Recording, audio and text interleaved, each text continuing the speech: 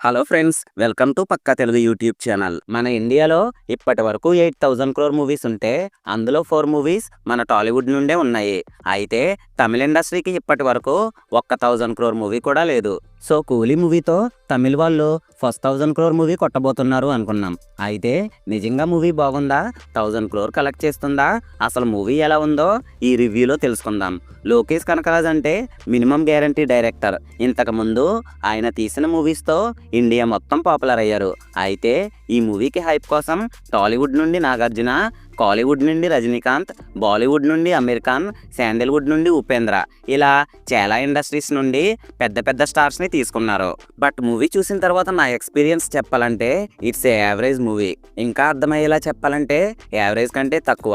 ప్రతి ఇండస్ట్రీ నుండి పెద్ద పెద్ద స్టార్స్ని తీసుకున్నారు కానీ సరైన స్టోరీని మాత్రం తీసుకోలేదు. ఇక స్టోరీ లైన్ విషయానికి వస్తే రాజేందర్ అనే వ్యక్తి ఒక ఎక్విప్మెంట్ని కనిపెడతాడు. దానితో సైమాన్కి పనిపడుతుంది. దాంతో ఏం చేశారు, అసలు కూలీలందరికీ దీనితో సంబంధం ఏంటి అనేది ఈ మూవీ యొక్క మెయిన్ ప్లాట్. ఇక మూవీ ఎలా ఉంది అంటే ఇంతమంది స్టార్స్ ఉన్నా కూడా వాళ్ళని స్క్రీన్ మీద చూసి హ్యాపీగా ఫీల్ అవ్వడమే తప్ప మూవీ స్టోరీ అస్సలు బాగోలేదు. ఈ మూవీ మొత్తం కూడా పోర్ట్ బ్యాక్ డ్రాప్ లో జరుగుతుంది. ఇంతకు ముందు నేను చెప్పినట్టు లోకేష్ కనకరాజ్ మూవీస్ అంటే ఖచ్చితంగా థియేటర్కి వెళ్ళి చూడొచ్చు. బట్ ఈ మూవీ మాత్రం తన ప్రీవియస్ మూవీస్ లా ఉండదు. ఈ మూవీ స్టార్స్ లో నాగార్జున గారు చేసింది నెగిటివ్ క్యారెక్టర్. ఆ క్యారెక్టర్ ని మాత్రం ఆడియన్స్ కి బాగా చూపించారు.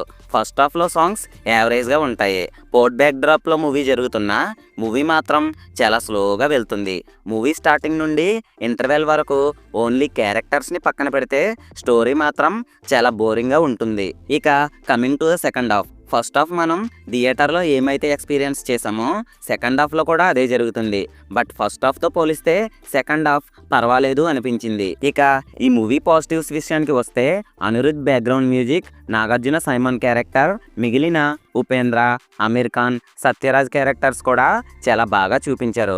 బట్ ఈ మూవీ బాగోకపోవటానికి ఒకే ఒక్క రీజన్, డైరెక్టర్ తీసుకున్న స్టోరీ లైన్. మూవీ స్టార్టింగ్ నుండి ఎండింగ్ వరకు కూడా ఆడియన్స్ ని ఎంగేజ్ చేసే సీన్స్ చాలా తక్కువగా కనిపిస్తాయి. ఓవరాల్ గా ఈ మూవీ గురించి చెప్పాలంటే first half boring, second half average, last 20 minutes okay అనిపించింది.